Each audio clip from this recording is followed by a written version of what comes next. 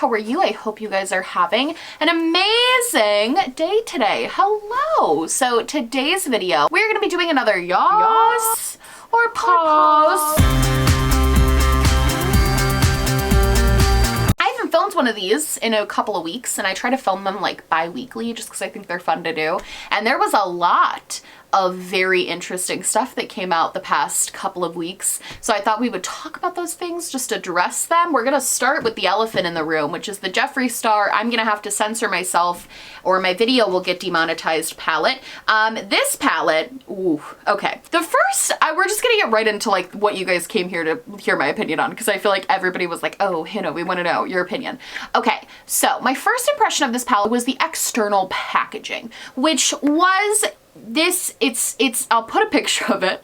And basically there's like these kind of like pinup-esque Jeffrees all over. And probably my favorite part of this packaging is the fact that he's doing the spread eagle as the Y. I just thought that was something else. I'm not gonna lie, I'm by no means, I want to preface this, like I'm by no means trying to sound like prudish or like, oh, the horror, like people have happens. Like, I understand that. I understand that makeup marketing, they use, you know, things like all of these things. They use these sort of salacious things to sell makeup. This isn't new. We've seen makeup palettes that are based around, I mean, freaking NARS Orgasm. Like, we've seen makeup that's based around these things. I think what is a little bit different about this particular palette is that it's just so in your face. Like, it's not even trying to be subtle. It is like, this is sells on a palette. So from a marketing perspective, it was really smart because obviously everybody was talking about it. I really do have to say, as far as this palette goes, it's a nude palette. I'm not super impressed. The whole, just from like a purely, I'm gonna try to be as objective as possible. I am not impressed by this palette in the sense that the entire top row is really a very similar shade. And I don't think it needed to be this big. I don't understand why he would create, I know he made a little mini too. I'm not like mad at this palette. I'm not like, oh, I hate this. It reminds me, honestly, it's basically the ColourPop Bare Necessities. Like, if you want this palette, you could just get the Bare Necessities palette for way cheaper. And it's literally this. Like, I'll put a side by side. They're the same exact palette. So just from a color perspective, I think it's really boring. And I get that he doesn't have any more neutral nude palettes, so he wanted to create something for his line to go in. Like, I think that was definitely a hole in his line that he was missing. However, I do think that because he's pried him, I think you could honestly do a whole, I've been thinking about this because I've been starting to do the Evolution of series. I was like, you could do a whole evolution of Jeffree Star Cosmetics because it's very interesting how the brand has, it was really, really huge. And it's not that it's not still huge. It's a massive brand, obviously. But just creativity-wise, how things have felt kind of plateaued lately, at least in my opinion. And I think this is a really good example of that. It's just kind of plateaued here. Like, this has already been done. Even at this size, it's already been done. So just from a purely like color story-wise, I think this is really boring. I think there's ways to make neutrals interesting. And I think if anybody could have done that, it should be the person who prides themselves on having interesting color stories and claims they have the most innovative color stories. And I think the other thing about it is, if you zoom in, I mean, the shade names, frankly, I would never, as a beauty YouTuber, hold up a palette and say, okay, I'm gonna apply the shade Glory Hole to my crease to like deepen up my outer corner. Like, I would never say that. Oh my God, these names are a lot. Why is one named Scorpio? Is that a move I'm not aware of? Don't tell me, I don't wanna know. I don't know, I just feel like this is, in general, it's a boring palette that really relied on a very edgy theme to sell, which in and of itself is like a lot of brands do that, but I just think it's a cheap tactic. It's a cheap marketing move to get people to talk about your stuff, that you have to resort to these types of things. It shows that the palette on its own like wasn't good enough. You had to do something salacious and to get people interested. So that's how I feel about that one. Next we have these palettes from Colored Rain. They have it's the Juicy Boosts collection. This actually, I'm I'm very excited about this. I'm not positive that I'm gonna get it, only because Colored Rain has made one of my absolute favorite eyeshadow palettes. It's their like pressed pigments, something like that, and I absolutely adore it. It's my favorite rainbow eyeshadow palette.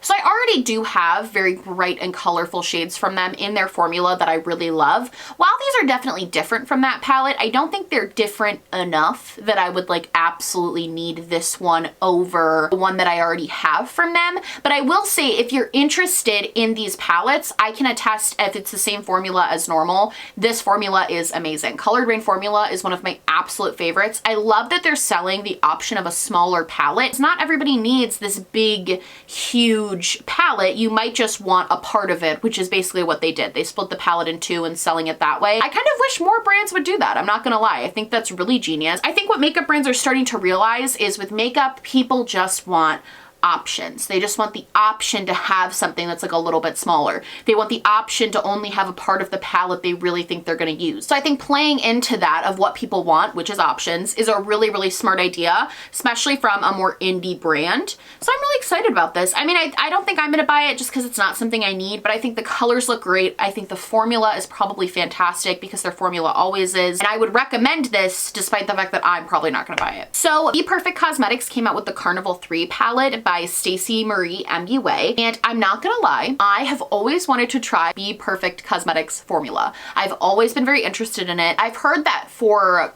very colorful eyeshadows, they have some of the best formulas in the game, and I always see people raving about their palettes online. And honestly, when I first saw this, my very first knee-jerk reaction was like, I'm buying this. However, I still might buy this. I'm not even really like waiting on reviews because I do think that it's probably going to get good reviews based on all of the other Carnival palettes they've put out have also gotten amazing reviews. So it's not even that. I'm just honestly, I'm not gonna lie. I just feel like I've not lately especially been in a really rainbow mood with my eyeshadow. I feel like I went through a phase where all I wanted to do was like bright, colorful, rainbow, bleh, in your face. That's all I wanted to do. And just lately I haven't been doing those looks. I haven't been gravitating towards the rainbow palettes that I own. I just haven't been super into them. And I feel like I will, like with makeup for me, everything comes in waves. So sometimes I'm super into one thing and then I'm not, and then I'm super into this thing and then I'm not. That's kind of how makeup works for me. So I think with a palette like this, because it is expensive, it's $50. I think with a palette like this, I'm probably just going to wait until I'm feeling really inspired by color again and feeling really inspired by like brights and doing really fun rainbow look. I think I'm gonna wait until then, which will probably be in the spring, because realistically we're getting into autumn now where I'm probably just going to be wearing like moody reds and like vampy colors all autumn and winter. But I think when we get into the spring, a palette like this seems perfect and kind of right up my alley, because that's when I tend usually to get more into bright colors. I think the reason I didn't this year was because honestly we were in lockdown all spring and summer, which is when I would normally have done really fun colorful eyeshadow, but I was like low-key depressed with everyone else, so I didn't. Sorry, I know this is not therapy session, but anyway, that's why I'm not buying this palette. And moving on. I do want to just touch on this. Anastasia came out with a bunch of lip stains, and they're like all different colors. They're like pinks and purples and nudes and like a brown. And I'm personally not shopping from Anastasia at the moment. I'm very hesitant to say never when it comes to makeup brands anymore, because I do think brands can change over time and show different things. But as of right now, I'm just not really inclined to shop from them. A lot of stuff came out. I have a whole video on it. You can go watch it. I'm not super against this launch. I think that the packaging is cute. I think aesthetically this is very well put together and very nice. However, I will question a little bit the idea of putting out a lip stain at the moment. First of all, I just haven't heard of a brand putting out lip stains in like a long time. Like I just haven't really, lip stains have not been on my radar. Maybe brands have been putting them out. I've not really been noticing that. I feel as though the trend lately has been more lip oils and lip glosses. I feel like that's kind of where the trend is taking us. I do think the lip stain was just kind of a weird choice in general. I also have to say, just from a purely like me perspective, I'm not really buying lip products right now because I wear a matte mask everywhere. The only time I ever wear really lip products anymore is when I'm filming videos like this. I'll throw on like a gloss or a lip oil or something. But really, I've gotten very used to just not wearing lip products. And I think a lot of people are getting really used to that. So I think for any brand, if they were like planning a lip release in the near future, I would cancel it. I don't know. I'm just kidding. I don't know how that works, but I definitely think putting out lip products right now is a little bit like, I don't know. I think everybody's kind of like on the fence about buying lip stuff. I think what really would have been cool to see rebrand their lip glosses, which are pretty bad, honestly. The Anastasia lip glosses are not good. It would have been awesome to see them rebrand those lip glosses into these really cute tubes and this really cute packaging that's super on trend and aesthetically cool, and rebrand those lip glosses and come out with new lip glosses for, you know, this time of year. I think these are just a little bit, you know, kind of just not on trend. Missed the mark a little bit, Anastasia. Supreme is coming out with a lipstick with Pat McGrath. Okay, I do want this. Remember, you know how a lot of times in videos I talk about the parts of myself that I hate? The part of myself that I hate wants this very badly. First of all, I haven't bought a good red lipstick in a while. I've decluttered a lot of my really bright red lipsticks because I wasn't really wearing them. So that should tell me that I shouldn't really buy this because I wasn't really wearing them. However, that also tells me that I don't have a lot of them, so I might utilize this. I don't know. I'm not really into the whole Supreme thing as a concept, because I think as a concept, slapping the word Supreme on a hoodie that costs you like 20 cents to make and then selling it for $50 and then allowing other people to sell that for like $700. The idea of that is just a little preposterous to me. So like that whole thing, I like Supreme in general, I'm just like so perplexed by how they've made everything as big as they have. However, I do think the concept of having this like bright red lipstick is cool. I believe they did something similar to this with another brand. Why am I feeling like Supreme did something just like this, but with like milk makeup?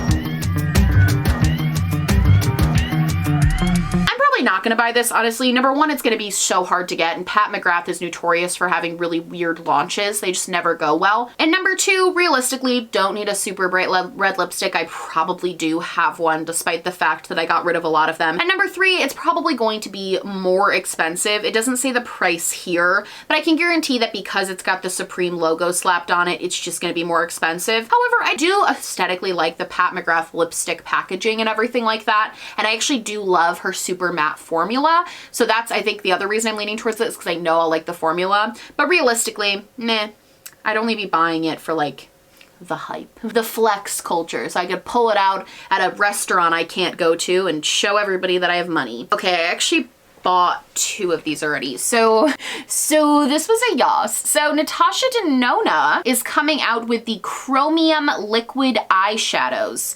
Okay, these are chrome shadows. They look like duochrome shadows, multi-chrome, if you will, actually, because it's more than 2 shades. These look absolutely beautiful. I don't get excited about makeup that much anymore. I get excited. I shouldn't say that. I do get excited about makeup, but I don't get like, it's been a while since I've seen a launch and I've dropped everything to go get it. Like that doesn't happen to me very often. I don't typically just like buy instantly anymore because I am trying to be a little bit smarter of a consumer, and also just things don't excite me as much as they used to. However, this excited me. This made me so excited. So I went out and I already bought 2, and a review will be up. You bet your petunia it'll be in a Talktorial Tuesday, because I need to like show you if these work the way that I hope they do.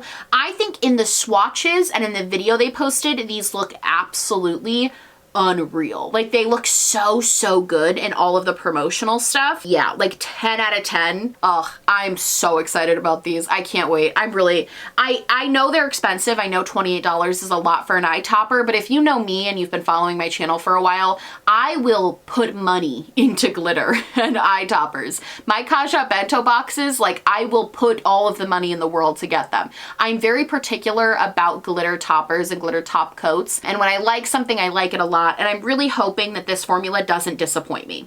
I'm worried it's going to. I'm hoping it doesn't. Did ColourPop already released something else? Are you joking? Are you kidding? ColourPop, what? Are you kidding me? I'm not kidding. I just filmed for their other brand new collection, which was the Candyland collection.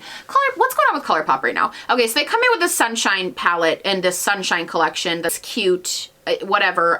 Here's my thing. What happened? Because for a while there, ColourPop was really, really slowing down. They were chilling out on the releases. It was like they were listening. It was like they actually heard consumers who were like doing way too much, like chill out. And they were like, okay, we're gonna chill and we're gonna focus on like restocking what we have and putting out really well thought out and cool collections. Because some of the collections they were putting out were so well thought out, well executed, super cool. But they're starting to get back into that sort of routine again of just putting out stuff just without even really thinking about it. The Candyland collection, I just did a review, it should be up by now, was like a perfect example of that. It felt like a collection that they didn't fully think through. And that's my problem. I think a lot of people are like, why do people care that ColourPop put out so much? Like, why do they care? Who cares? I like having options. And like, sure, fine, but I just would respect them as a brand more on like a basic consumer level if they actually showed that every single thing they were putting out made sense, was well thought out, the work was put into it, instead of something like this, which was very obviously just like thrown together. They were like, oh, people like sunflower. I bet there'll be a butterfly collection in a couple weeks. I would say a couple days at this rate. I bet there will be, oh, they already did a butterfly collection. They do so many, I can't even keep track. I don't know.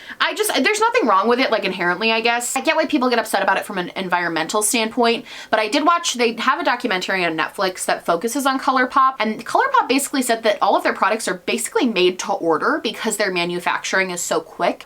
So it doesn't appear that waste is as big of a problem with ColourPop as I had initially thought before looking into it a little bit. So I'm not even really mad about that. I just wish like everybody put as much thought into their products as I wish they would. So I know when I'm buying it or putting money into it that it's gonna be worth the money and it's gonna be worth it. NARS is coming out with a new foundation. It's called the Soft Matte Complete Foundation, a natural looking matte coverage that resists oxidization and helps prevent your shade from shifting throughout the day. 34 shades, $40 each. Here's my thing. They're pairing this in the PR package with the NARS Soft Matte Concealer, their little pot concealer, and that is one of my all-time favorite concealers. It's like actually such a good concealer. I'm not usually a big fan of pot concealers because I find that the formula is a little bit stiffer. This pot concealer is I can't say pot concealer. This concealer is so good and such pretty coverage, has such a beautiful finish, genuinely like glides onto my face and fills everything in without looking creasy and crevasey. So if this foundation is anything like the concealer in terms of how it wears on your face, I would actually be super interested in that, honestly. That's actually kind of exciting because I love that concealer. I wonder how they go together. This is a non-makeup related thing, but I just want to talk about this really quick because I'm kind of excited about it. Kathleen Lights revealed for the new Lights Liqueur. It's actually the Supernova collection. I'm so excited about these. I actually really like Kathleen Lights nail polish. I don't paint my nails super often. I try to always pick my nail polish off because I get anxiety and then I'm like, and I pick everything off. So my nail polish never stays on for more than like 2 days. However, I still love painting my nails. The act of painting my nails is very therapeutic, and I also like how they look when they're painted. They look so cute and so fun. And frankly, I think this is such a perfect launch. It has a little bit of that tie-in to like space and astrology and all of that stuff, which I think people really love.